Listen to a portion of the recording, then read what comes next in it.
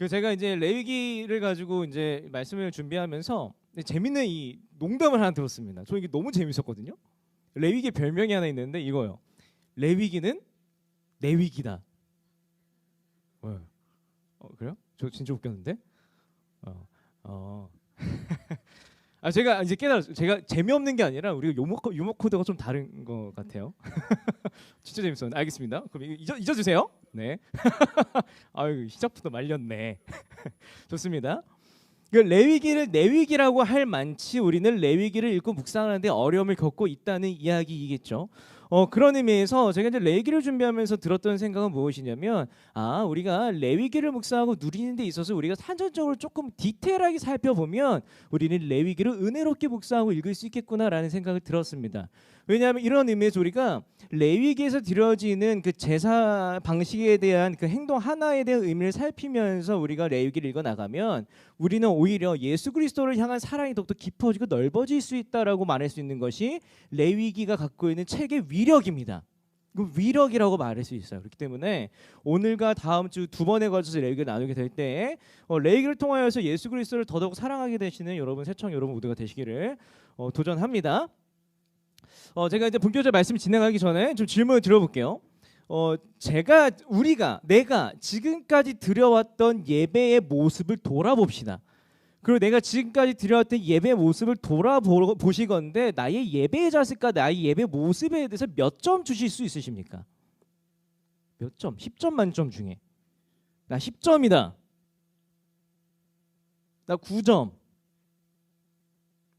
8점? 7점. 맙소사 6점. 네, 그냥 하지 않을게요. 자, 우리 세청의 영성이 드러나면 안 됩니다. 그렇죠?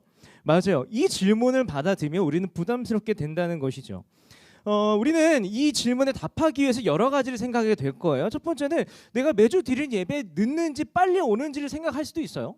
혹은 내가 이 매주 드리는 예배 시간에 다른 생각을 하는지 안 하는지 멍 때리는지 안 했는지를 생각하고 판단할 수도 있습니다. 또 나아가서 우리는 매주 드리는 예배 조는지 안 조는지 생각할 수도 있고 조금 더 제가 욕심을 내보면 예배 시간에 묵상하게 된 하나님과 그 하나님의 메시지에 대해서 내 삶에 적용하는지 아닌지도 우리는 생각해보고 판단해볼 수 있다는 것이죠. 이렇게 우리는 다양한 요소들을 가지고 우리가 매주 보내는 이 2시간 남짓한 시간을 우리가 어떻게 보내는가에 대해서 우리 자신을 평가할 수 있습니다. 1점부터 10점. 저는 몇 점일까요? 비밀이에요. 네, 저희 영생 드러나면 안 되니까요. 그렇죠. 근데 제가 대뜸 여러분에게 우리의 마음을 무겁게 하고 부담스럽게 하는 질문을 하는 이유는 뭘까요? 왜냐하면 그 이유는 간단합니다. 우리가 그리스도인이라고 하잖아요. 그리스도인의 수많은 정체성 가운데 우리가 정말 강조해서 기억해야 할 정체성이 예배와 깊이 관련이 있기 때문이요. 그 정체성에 대해서 베드로전서 2장 9절은 이렇게 이야기하고 있습니다. 함께 읽겠습니다. PPT 나와 있어요. 시작.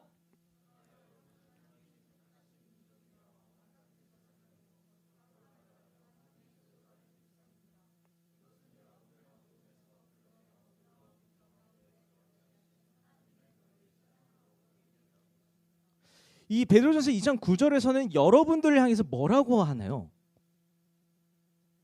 제사장이라고 그래요. 제사장이라고 말하고 있어요. 여러분들 그리스도인들은요 제사장이요. 나만 김성림 전도사만 제사장이 아니라 예수 그리스도로 말미암아 여러분은 하나님의 자녀이고 백성이기도 하지만 제사장이라고 말하고 있는 것이 베드로전서 2장 9절이에요. 제사장 어떤 사람입니까? 예배 전문가예요.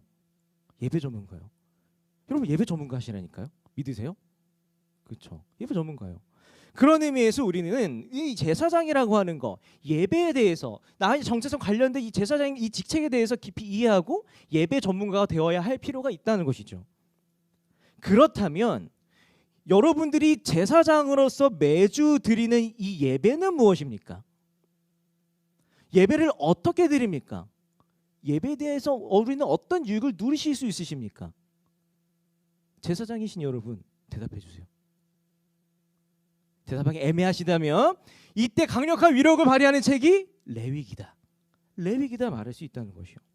그런 의미에서 우리는 예배를 어떻게 잘 드려야 되는지 고민할 필요가 있고, 예배를 잘 드리고 내가 제사장답게 인생을 살아가기 위해서 레위기를 펼쳐서 읽어야 된다. 이것이 레위기 의미다라고 말할 수 있다는 것이죠. 우리가 예배를 어떻게 하면 잘 드릴 수 있을까 고민하기 위해서 레위기를 읽어야 되는데, 우리는 레위기가 어떤 책인지 조금 더 알아볼 필요가 있어요. 레위기의 맥락을 좀 생각할 필요가 있습니다. 네, 생각할 필요가 있습니다. 여러분, 이제 레위기의 맥락을 좀 알기 위해서는요, 출애굽기 20장 지난주 설교로 돌아가야 돼요. 출애굽기 20장에서는 어떤 내용을 우리가 다뤘죠? 자, 지난주였어요. 자, 10계명이에요. 10계명. 네, 10계명이에요. 10계명은요, 우리가 하나님 나라의 백성으로서 인생을 살아가기 위해서 이렇게 살아가십시오라고 주셨던 하나님의 가이드라인, 쉽게 말해 좋은 난간이었어요. 그러니까 이제 이스라엘 백성들과 모세는요, 내가 하나님의 백성으로서 이렇게 살면 되겠구나라는 방법은 알게 되었던 거예요. 근데 하나님은 그래서 멈추지 않고 출애굽기 34장에서요 한 가지 명령을 하십니다. 어떤 명령을 하시냐면, 모세야, 성막을 지어라, 성막을 지어라, 집을 지어라 라고 명령하세요. 근데 수많은 신학자들은, 수많은 성경 연구가들은요, 이 성막을 두고 이렇게 얘기하기도 해요. 뭐라고 얘기하냐면, 하나님과 이스라엘 백성들, 하나님과 백성들이 함께 살아가 신혼집이다라고까지 얘기하고 있어요. 그래서 이제 모세는요, 하나님과 함께 살아가기 위해서 이제 성막을 지어서, 이제 하나님, 저희 성막을 다 지었습니다라고 말한 뒤에 그 성막에 이제 하나님께서 임재를 하시는 거예요. 같이 사시려고 임재하신 다음에, 모세야 일로 와봐라고 하는 것이 레위기 1장 1절 말씀입니다. 레위기 1장 1절 말씀입니다. 얘기하고 있어요. 우리 함께 레위기 1장 1절 말씀 함께 읽겠습니다. 시작.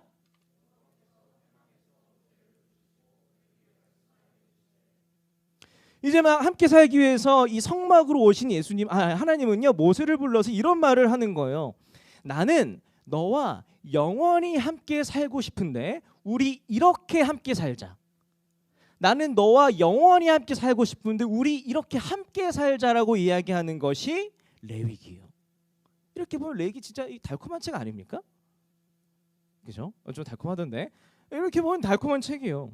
근데 특별히 오늘 본문인 레위기 1장은요, 우리에게 삶 가운데 하나님을 만나는 것, 예배에 대해서 이야기하고 있어요. 시청자 여러분, 우리는요, 하나님을 어떻게 만날까요?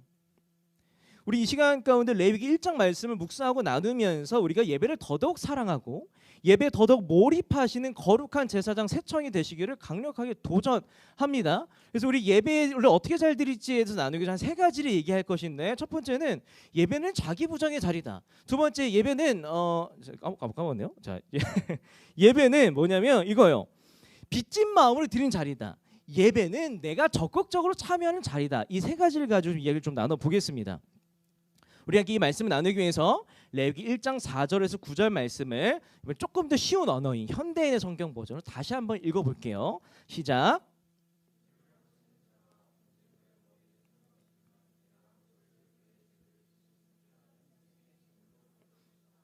그는 나 여호와 앞에서 그 수송아지를 잡고 아론 자손의 제사장들은 그 피를 가져다가 성막 앞에 있는 제단 사면에 뿌려야 한다. 그리고 그는 그 제물에 가죽을 벗기고 각을 뜰 것이며 제사장 아론의 불을 넣고 그 불 위에 나무를 버려놓은 다음 머리와 기름을 포함하여 그 각든 제물을 단에 불 붙는 나무에 버려놓아야 한다. 그리고 그 사람은 내장과 다리를 물로 씻을 것이며 제사장은 그 모든 제물을 단 위에서 불로 태워야 한다. 이것은 불로 태우는 화제이며 나 여호와를 기쁘게 하는 향기이다. 그러니까 하나님께서는 이제 모세를 부르시고 함께 살 준비를 하신 뒤에 예배에 대해서 본격적으로 얘기하시는데, 이게 구약 시대에서 하나님께서 말씀하신 구체적인 예배 방식이에요. 이제 그 전에 본격 나누기 전에 우리가 좀 꼭 짚고 넘어가야 할 질문이 하나가 있어요. 뭐냐면, 아니 예배를 드리는데 우리 지금 이렇게 제가 와서 여러분 우리 예배 드립시다 하고 제가 소를 잡고 속에 멱을 따나요? 아니잖아요. 우리는 질문을 할 수밖에 없는 거예요. 아니 우리가 예배를 얘기하는데 왜 희생제사를 말씀하셨을까? 하나님이 왜 희생제사를 말씀하실 수밖에 없었을까라는 고민이 필요하다는 겁니다. 구약 시대의 예배는요, 제물이 필요했어요. 그리고 함께 읽은 본문에서는요, 소가 되었든 양이 되었든 뒤에는 비둘기도 제물이 될 수 있다고 얘기하거든요. 비둘기가 되었든 그 제물을 희생시켜야 했습니다. 근데 지금 읽은 본문은 소의 경우인데, 소의 경우에는요, 제물의 피를 받았어야 됐어요. 가죽을 벗겼어야 됐고 각을 떴어야 했어요. 그리고 제물의 내장과 다리를요 물로 씻었어야 했습니다. 나가서 그 모든 작업들한 걸 불로 태우라고 얘기하고 있어요. 이 모든 의식과 절차를 거쳐야 구약의 사람들은 와 오늘 예배 은혜롭게 드렸다라고 말할 수 있다는 것이죠. 오늘날의 우리의 예배가 너무 다르지 않습니까? 너무 다르다는 거예요. 아까도 말했던 것처럼 오늘 우리는요 예배를 드린다고 교회 간다고 했을 때 이 김성림 전도사가 이게 재물을 잡지 않아요. 근데 우리는 예배를 은혜롭게 드릴 수 있다라고 말하고 있어요. 그 갭 차이를 가지고 한번 나눠보자는 거예요. 구약 시대에는 왜 희생제사를 드렸습니까? 왜 피를 흘려야 했고 생명을 잃었어야 했습니까? 간단해요. 맞아요. 죄의 심각성을 깨닫기 위해서 우리는 희생제사를 했었어야 됐다는 거예요. 제사를 드리는 사람들은요 하나님 앞에 나아가서 희생제사를 드리며 이런 생각을 했을 거라는 거예요. 아, 내가 하나님을 만나지 못하겠다 이 죄라고 하는 것이 이렇게 심각한 것이었구나라는 것을 구약의 예배자들은 깨달았을 것이다. 희생의 절차 자체 깨어졌던 다시 말해서 그러니까 희생 제사의 절차 자체가 깨어졌던 하나님과의 관계를 회복하는 것은 아니지만 오히려 희생 제사를 통해서 우리가 내가 죄인이라고 깨닫고 상함 심령을 갖게 되는 것이 우리가 예배를 드리는 조건이라고 얘기하는 것이 구약의 예배자들의 모습이었다라고 얘기하고 있어요. 희생 제사는요 제사를 드리면서 나의 삶의 문제의식을 느끼고 나의 죄에 대한 심각성을 깨달은 예배자를 하나님께서 받으신다라고 하는 것을 의미하고 있습니다. 근데 이것을 조금 더 우리가 풍성하게 의미하기 위해서 제사 절차가 가지고 있는 의미를 조금 더 살펴보자고요. 아까 나눴던 희생제사의 의미와 관련해서 중요한 생각할 수 있는 표현이 하나 있는데 4절이에요. 4절 제가 읽어볼게요. 제물을 바치는 자가 번제물의 머리에 손을 얹으면 내가 그것을 그의 죄를 대신 속죄하는 희생의 제물로 받을 것이다. 제가 이미지 파일도 준비했거든요. 네, 이미지 파일도 준비했습니다. 제물을 바치는 자가 무엇을 합니까? 제물을 바치는 자 뭘 해요? 그림을 보면 자신이 바칠 제물에 손을 얹어요. 안수를 한다는 거예요. 그러니까 이제 자신이 바칠 제물에 손을 얹는다는 것은 의미를 가지고 있는데 뭐냐면 이거예요. 흠 많은 나의 죄를 너에게 전가할 거야. 흠 많은 나의 죄책을 너가 대신 책임져 줬으면 좋겠어. 흠 많은 나와 흠 없는 너는 하나야 라는 의미에서 희생 제물의 머리에 손을 얹었다라는 걸 이야기하고 있어요. 다시 말해서 흠 없는 제물이 죽는 것은요 죄 많은 내가 죽는 것과 똑같이 여겼다는 말이에요. 그런 의미에서 레위기 제사에 있어서 안수는 중요했다라고 말할 수 있습니다. 근데 여기서 더 중요한 것이 있습니다. 흠 없는 제물을 잡아서요 피를 내는 사람이 있어요. 누구예요? 제사장? 다시 그러면 힘 없는 제물을 딱 잡아 피를 내서 가죽을 벗기는 사람이 있어요. 누구예요? 조금 생각하면 그 가죽을 벗긴 그 제물에 각을 뜨는 사람이 있어요. 누굴까요? 제사장이요? 아니요. 제물을 바치는 내가 해요. 제사장은요 옆에서 도울 뿐이에요. 제물을 바치는 내가 직접 그 제물의 목을 따요.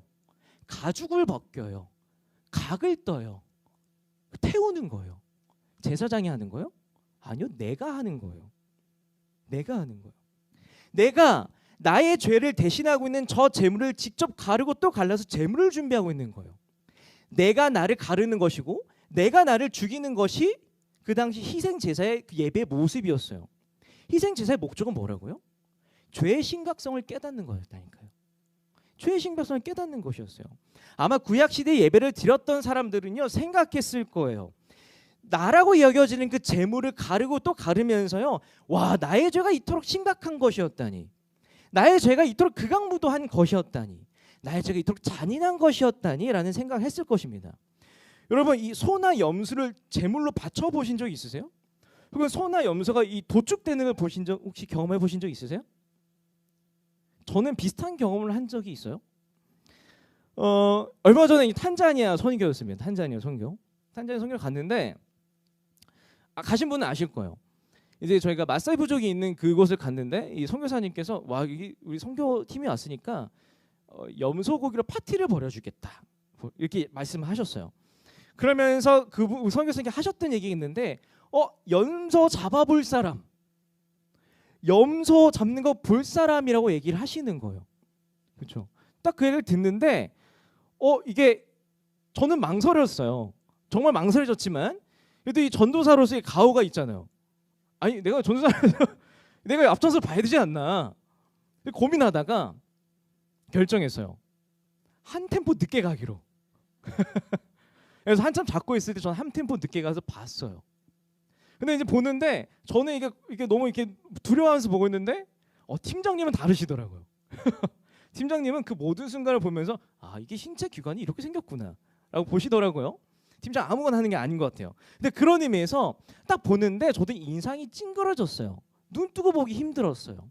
근데 중요한 건 구약의 예배자들은 예배를 드리기 위해서 우리가 눈 뜨고 보기 힘든 그 작업을 자기가 직접 했다라는 거예요. 왜요? 내 죄가 이렇게 심각한 것이구나라는 깨닫기 위해서였어요. 희생제사는 또 다른 의미를 우리에게 줍니다. 하나님의 형상에 얼마나 소중하게 다루어야 하는지를 우리가 희생제사를 통해서 알 수 있다는 거예요. 희생제사가 많은 의식과 절차를 주장하면 주장할수록 우리가 하나님의 형상을 함부로 대했던 그 대가가 결코 가볍지 않다는 것을 우리는 알게 된다는 거예요. 하나님은 죄에 대한 감수성이 풍성한 분이세요. 죄에 대해서 예민한 분이세요. 죄에 대해서 섬세한 분이세요. 그런 하나님은요, 죄를 견디지 못한다고 얘기하는 것이 하나님의 말씀이에요. 왜요? 여러분 한 명 한 명이, 사람 한 명 한 명이 하나님께서 손수 지신 작품이기 때문이에요. 그런 하나님은 자신의 작품과도 같은 하나님의 형상들이 조금의 흠집이 나는 것을 견디지 못하신다는 겁니다. 이런 하나님의 죄에 대한 감수성이 잘 드러나는 말씀이 하나 있는데 마태복음 5장 22절 말씀이에요. 네, 이걸 다 함께 읽으면 좋겠습니다. 시작.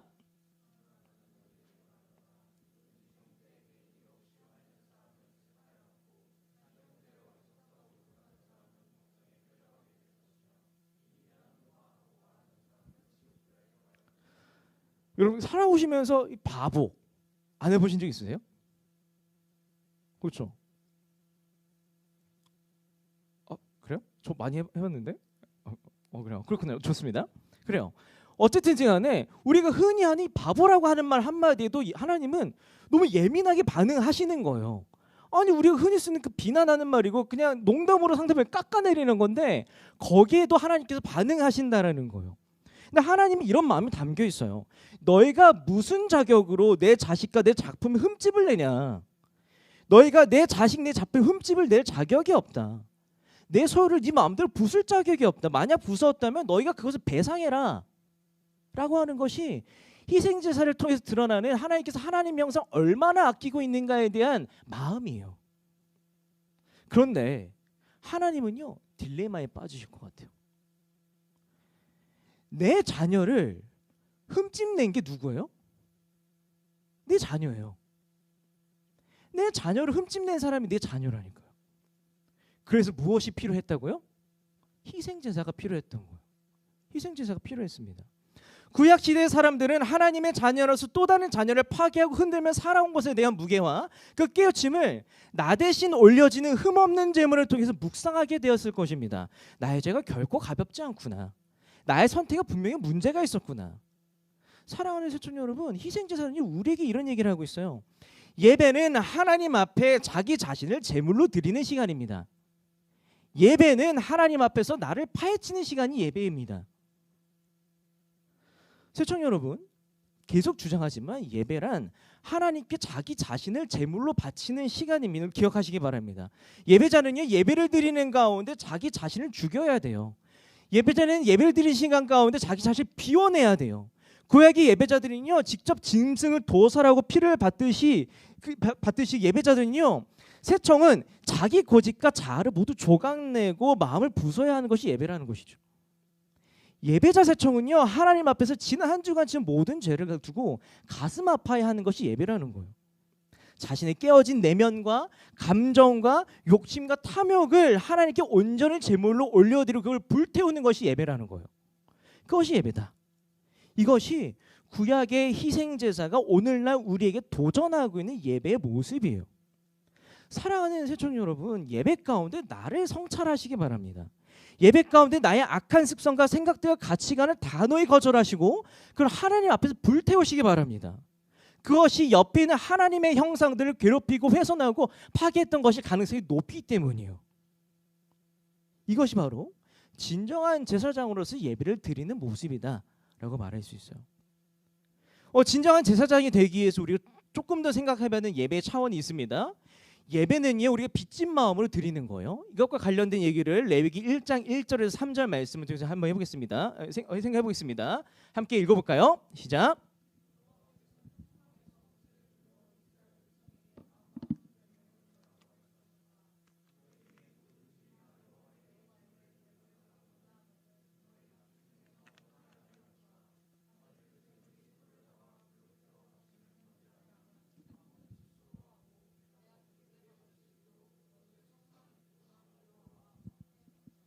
아멘. 계속해서 예배에 대한 얘기를 나누면 좋겠습니다.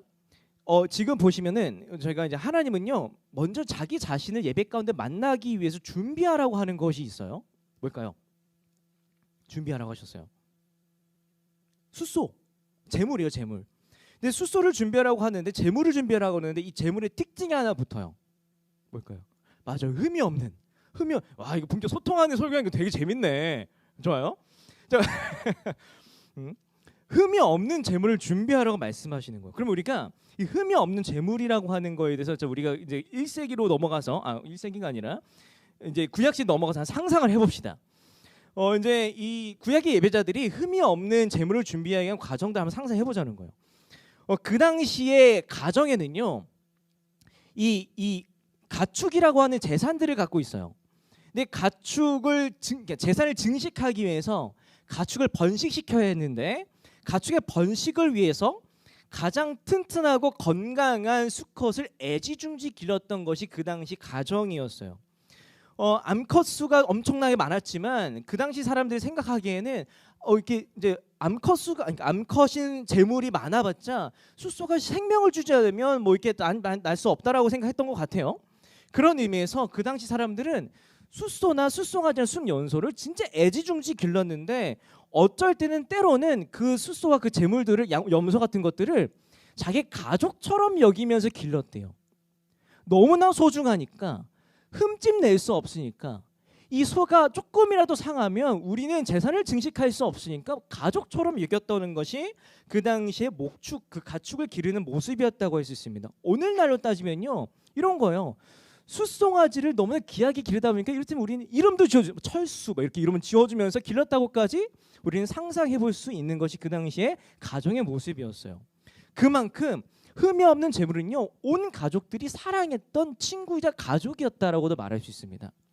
그런데 나의 가족이었던 그 재물을 흠이 없게 하는 것이 나의 노력으로, 인간의 노력으로만 가능했을까요? 아니요. 고대 세계는요, 사람이 언제 병들어서도 죽을지 모르는 게 그때 그 시대였어요. 언제 전쟁으로 죽을 수도, 사람조차도 언제 전쟁으로 죽을지 모르는 그 시대 그 사람들의 삶이었어요.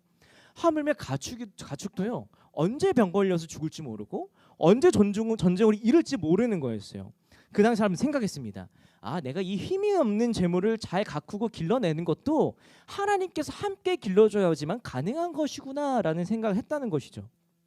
레위기에서 이야기하는 재물은요, 하나님과 내가 함께 가족같이 정성껏 길러낸 재물이었다. 흠이 없는 재물은 하나님과 내가 가족같이 정성껏 기른 것이었다라고 하는 것이 흠이 없는 재물의 의미와 무게라고 말할 수 있습니다.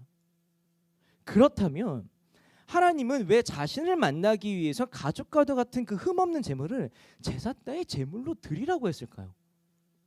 왜 제사 때 드리라고 했을까요? 나의 죄에 대한 처절한 애통함을 경험시키기 위해서요. 나의 죄에 대한 처절한 애통함을 경험시키기 위해서였습니다. 그 당시 예배는 무엇입니까?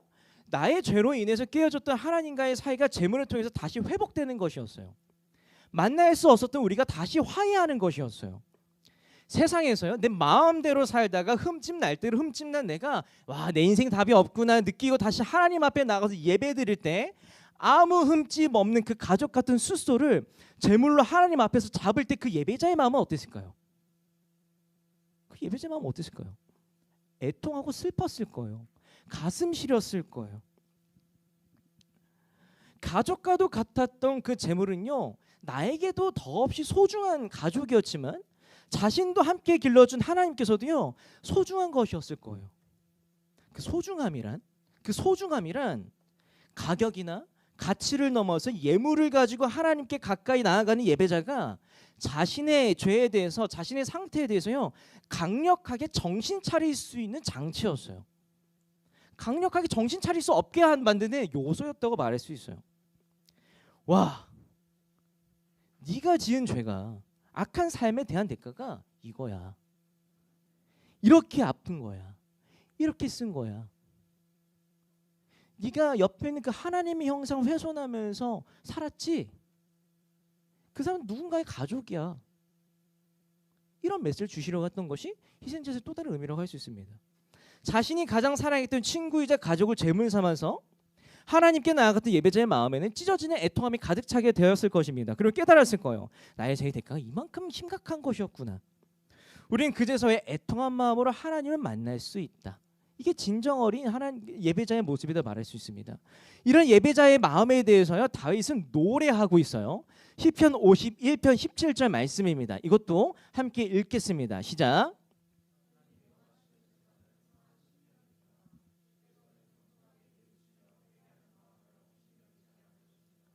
하나님께서 원하시는 예배가 있대요. 근데 예배가 무엇으로 드린 예배라고요? 상한 심령이에요. 상한 심령.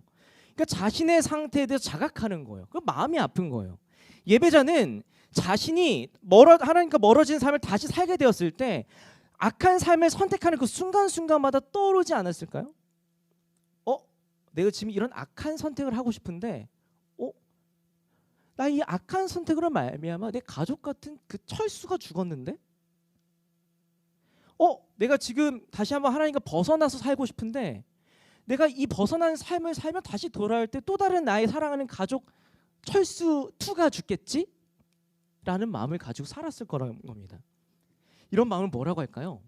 빚진 마음이라고 할 수 있어요. 빚진 마음. 흠없는 재물의 희생을 통해서 생긴 빚진 마음으로 인해 우리는 다시 거룩한 삶을 살게 된다. 라고 말할 수 있다는 것이죠. 빚진 마음에 대해서 우리가 생각해 볼 수 있는 영화가 한 편이 있어요. 이제 한번 보셔도 좋을 것 같아요. 제가 개인적으로 평점 8점 이하의 영화는 안 보거든요. 그런 의미에서 평점 9점이 넘어갑니다. 네. 이제 크게 될 놈이라고 하는 영화 제목이에요. 크게 될 놈이라는 영화인데 이런 거요. 어떤 한 청년이 있었습니다. 실화예요. 청년이 있었습니다. 근데 그 청년이 살다가 친구들랑 실수를 저질러요.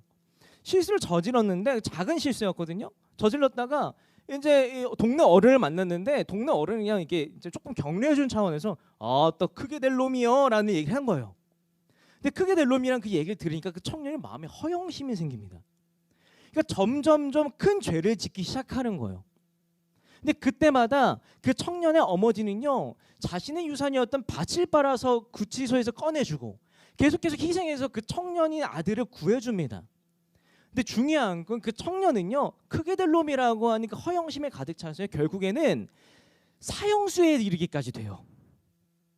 사형수로서의 삶을 살다가 어머니께서 가까스로 자신을 면회로 오는 그 길이었어요. 근데 어머니께서 기차를 타고 면회로 오는데 그 자리에서 어머니께서 돌아가십니다. 그제서야 사형수였던 그 청년이 깨달았어요. 내가 그래도 이렇게 살 수 있었던 것은 어머니의 희생이었구나. 희생이었구나. 그 빚진 마음을 깨닫게 된 그 청년은요 새로운 삶을 살게 되었고 가까스로 사형에서 구제되어서 목사님이 되셨대요. 목사님이 되셨대요. 실화입니다. 그만치 거룩한 삶, 빚진 마음은요 우리가 새로운 삶을 살게 하는 원동력이다. 원동력이다. 그러므로 우리는 빚진 마음으로 예배의 자리로 나아가야 한다는 것이죠. 그렇다면 생각해 봅시다. 구약의 예배자들은요 자신들의 가족과도 같았던 소와 염소의 제물들을 향하여서 나의 죄 때문에 너희가 죽는구나 빚진 마음을 품고 거룩한 삶을 살기 시작했대요.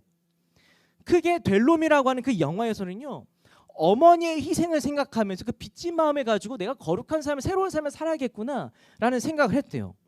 그렇다면 지금 이 자리에 있는 우리는 누구에게 빚진 마음을 가져야 합니까? 우리는 누구에게 빚진 마음을 가져야 됩니까? 예수 그리스도예요. 예수 그리스도입니다. 이제 구약의 희생제사에 대해서 얘기를 했는데, 근데 이제 구약의 희생제사가요, 이게 계속 반복되다 보니까 문제가 하나 생겨요. 너무나 큰 문제가 생깁니다. 인간이 죄에 대해서 너무나 쉽게 익숙해진다라는 거예요. 생각보다 인간이 타인의 희생에 대해서 쉽게 둔감해질 수 있다라는 거예요.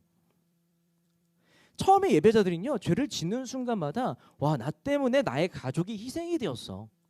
나 때문에 내가 사랑했던 그 친구 철수가 죽었어 라고 슬퍼합니다. 슬퍼하면서 멈춰요. 그러나 이 죄라고 하는 습성이 끊기 쉽습니까? 어려워요.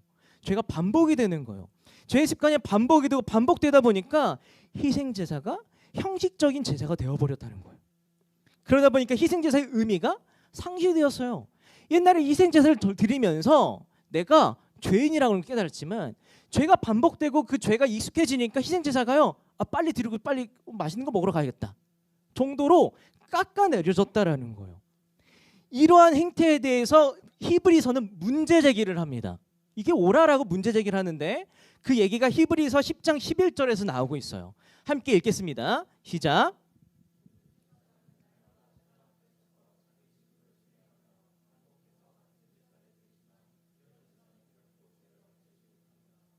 히브리서 10장 11절에 담겨있는 하나님의 마음은 이거예요. 와, 너희가 계속해서 죄를 짓다 보니까 예배가 아무 의미 없는 것이 되어버렸구나. 너희가 계속해서 죄를 짓다 보니까 나 만나는 시간이 불편한 시간이 되어버렸구나. 불편한 시간이 되어버렸구나. 왜 불편한 시간이 됩니까? 이거요. 내가 누군가에게 실수를 하면요, 그 실수한 그 상대방을 만나는데 거리낌이 생겨요. 제가요, 건이한테 실수를 하잖아요. 그럼 저는요, 건이한테 만날까? 이게 말하는데 거리낌이 생긴다라는 거예요. 그렇죠? 만약에 건이가 저한테 실수하잖아요. 그럼 건이도 고민을 하는 척 해주세요. 고민을 할 거예요. 전사님 만나도 괜찮나? 그렇죠? 그만치 하나님도 문제의식 깨달은 거예요. 와, 너희가 계속 죄를 짓다 보니까 나 만나는 게 불편하구나 라는 생각을 하고 문제 제기를 한 것이 히브리서 10장 11절의 말씀이에요. 그래서 하나님은 결심하시고 우리를 배려해 주시기로 마음 먹으세요. 하나님께서 희생제사를 직접 드리시기로 하신 거예요. 그 한 번의 희생제사를 더 이상 하나님 만나기를 거리낌 없게 하시는 거예요. 그래서 하나님께서 이때 준비하신 흠없는 제물이 있는데, 그 흠없는 제물은요, 아까 그 말했던 희생제사의 두 가지 조건을 충족해요. 첫 번째 조건이 뭐예요? 내가 정말로 사랑하는 가족이어야 돼요. 두 번째 조건이 뭐예요? 하나님께서 직접 길러주신 거여야 돼요. 그 두 가지 조건에 부합한 것이 뭐예요? 예수 그리스도예요. 예수 그리스도예요. 그 예수 그리스도의 그 한 번의 제사로 말미암아 우리가 만나는데 거리낌 없이 하겠다고 마음 먹은 것이 하나님이세요. 그것에 대해서 신약의 레위기라고 불릴 수 있는 히브리서는요, 이렇게 얘기하고 있어요. 히브리서 10장 10절과 19절을 다 함께 큰 목소리를 읽어보셨으면 좋겠어요. 읽겠습니다. 시작.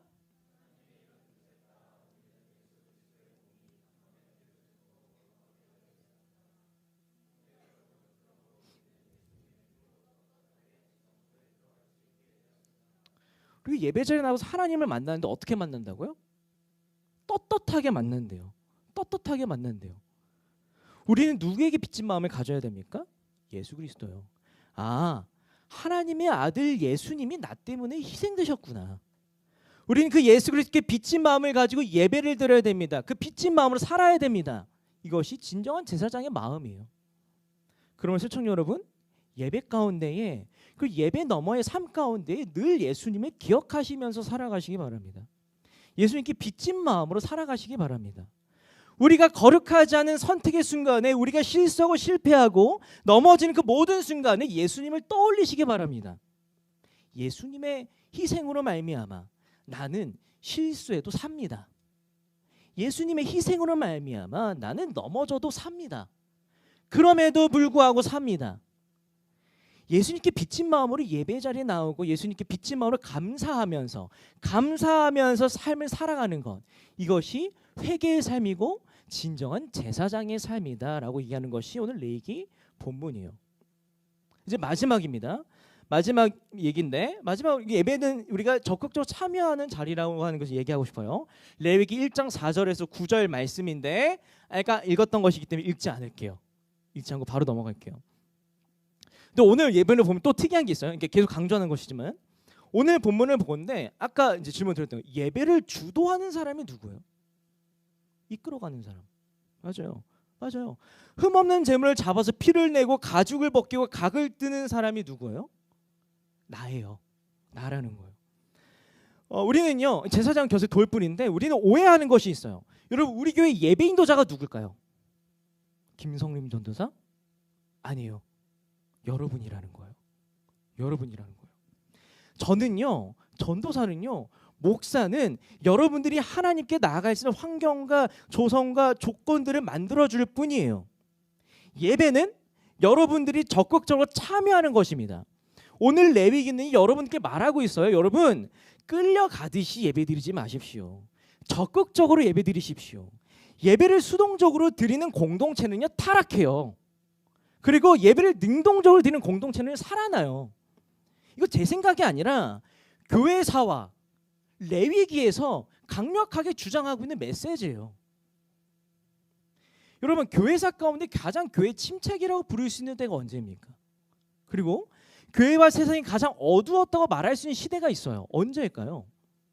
중세시대예요. 중세시대입니다. 중세교회가 갖는 문제들이 너무나 많았지만 가장 큰 문제는요 예배자들을 구경꾼으로 만들었다는 데 있어요. 예배자들은 영문도 모른 채 아무것도 못하게 만들었던 것이 그 당시에 중세교회 예배였어요. 이를테면 독일 교회에서는 어느 나라 말로 예배를 드려야 될까요? 독일 말로 해야 돼요. 프랑스 교회에서 어느 나라 말로 예배를 드려야 될까요? 프랑스어예요. 맞아요. 자기 나라에서 자기 말로 예배를 드렸어야 했던 것이 진짜 예배를 드릴 수 있는 거예요. 근데 중요한 건 그 당시 중세교회에서는요 무슨 말로 예배 드리는 줄 알아요? 서민들이 알아들을 수 없는 라틴어로 예배를 드렸어요. 그 당시 라틴어는 엘리트 중에 엘리트들만 사용하던 언어가 라틴어였어요. 그러니까 독일 사람들이 독일 교회에서 독일 예배를 드리는데 라틴어로 찬양하고 라틴어로 성경을 읽고 라틴어로 설교를 했던 것이 그 당시 중세 예배였다는 거예요. 그러니까 그 당시 서민들이 예배 드리러 갔다가 좀 뭐 하는 거지? 뭔가 이 사제가 뭔가 좀 열띠고 막 흥분해 있는 것 같은데 왜 흥분해 있는 걸까? 라는 생각만 2시간 하고 집에 돌아왔던 것이 중세시대의 예배였다는 거예요. 이를테면 이래요. 자, 여러분들이 예배 자리에 나왔단 말이에요. 오늘 예배 자리에 나왔는데 제가 이렇게 얘기합니다. 체리모니오르 아마 에트파크 커드비스 아마 에트파크 커드비스 아마 에트파크 커드비스. 저 무슨 말 했을까요? 예배 드립시다. 사랑하는 것 외에는 뭐더라? 네, 이거 뭐야? 사랑하라. 그리고 내가 원하는 것을 하라. 이런 얘기한 거예요. 근데 중요한 것은 제가요 아마 에트파크 쿼드비스라는 말을 강조했어요. 왜 이걸 강조했을까요? 제가 아는 라틴어가 이것밖에 없어요. 그래요. 중세 시대 예배가 이랬다니까요. 제가 만약에 아마 에트파크 쿼드비스만 가지고 여러분과 한 40분에서 2시간을 계속 이것만 한다고 생각해 봅시다. 그 예배는 어떤 예배일까요? 너무나도 끔찍한 예배예요. 그럼 2시간 동안 아마이트파크 쿼드비스 도대체 무슨 뜻이야? 라는 생각만 가지고 집에 돌아갈 가능성이 높다라는 거예요. 그런 의미에서 여러분 그 당시 나온 사람들은요 예배자에서 하나님을 만날 수가 없었어요. 철저히 구경꾼이었고 철저히 수동적으로 예배를 드렸기 때문입니다. 여러분 타락한 예배는요 예배자들이 아무것도 안 하는 예배가 타락한 예배예요. 예배자들이 끌려가다 못해서 구경꾼과 주변인을 머물러 있는 예배가 진짜 타락한 예배예요. 여러분들은 어떤 모습으로 예배를 드리고 계십니까? 어쩌면 한국교회 부흥은요 예배자들이 능동적으로 예배를 드리느냐 드리지 않느냐에 있을지도 몰라요. 종교개혁은 무엇입니까? 전문가들이 말해요. 역사가들이 말해요. 종교개혁은 예배개혁이었다라고 얘기하는 것이 전문가들이 얘기하는 거예요. 그러니까 종교개혁들은 생각했어요. 아니 알아먹지도 못하는 말씀과 찬양을 해서 뭐하냐? 이게 무슨 예배냐? 그래서 한 것이 뭡니까? 라틴어로만 전수되었던 성경을요 독일어로 번역했어요. 프랑스어로 번역했어요. 영어로 내 나라 말로 번역했어요. 목숨 걸고 번역했어요. 무슨 말인지도 모르고 불렀던 찬양을요 자기 나라 말로 번역하고 찬양을 작곡했어요. 교회에 사람들이 몰려들었대요. 그때 이 제네바 교회라는 곳에서는 그때 그 기록이 이렇게 얘기하고 있습니다. 종교개혁 전에 비하여서 성도들이 예배 참석률은 현저히 높아져서 너무 많이 몰려오는 성도들 때문에 예배 장소 협소하여서 주일 예배 진행에 어려움을 겪기까지 하였다. 역사가가 말하고 있어요. 종교개혁은 종교개혁가들이 타락한 교회에 맞서서 목숨 걸고 수동적인 예배를 적극적으로 참여할 수 있는 예배로 바꾼 것이었다. 이것이 종교개혁이었어요. 종교개혁도 했습니다. 적극적으로 예배를 참여하니까 그 당시 예배들이 와 예배 드릴 맛이 나네? 라고 해서 교회에 몰렸다라는 거예요. 오늘 보면 레위기의 종교개혁가들은요 우리가 도전하고 있어요. 새청 여러분 오늘 이 예배에 적극적으로 주도적으로 참여하시기 바랍니다. 오늘의 예배는 우리가 목숨 걸고 지켜낸 것이기 때문입니다. 오늘 이 예배는 우리가 목숨 걸고 쟁취한 것이기 때문입니다. 라고 하는 것이 종교개혁과 레위기 메시지였어요. 다시 한번 질문 드려볼게요. 우리의 예배, 여러분들이 드린 이 예배는요 예배의 모습을 보시건데 몇 점 드릴 수 있으십니까? 몇 점 매기실 수 있으십니까? 우리가 예배에 어떤 모습으로 참여하는 걸 두고 판단해 볼 수 있어요? 여러분들은 억지로 끌려가듯이 멍때리면서 시간을 때우십니까? 아니면 예배에 적극적으로 능동적으로 참여하십니까? 구약 오늘 보면서 구약의 예배자들은요 내가 혼신의 힘을 기울여서 예물을 바쳤어요. 그 탄자니아 선교에서 염소를 잡던 그 분들이 얘기해 줬어요. 제대로 하지 않으면 피가 다 튀어요. 잘 썰리지도 않아요. 예배를 드리기 위해서 혼신을 향해서 다해서 예배를 드렸다니까요.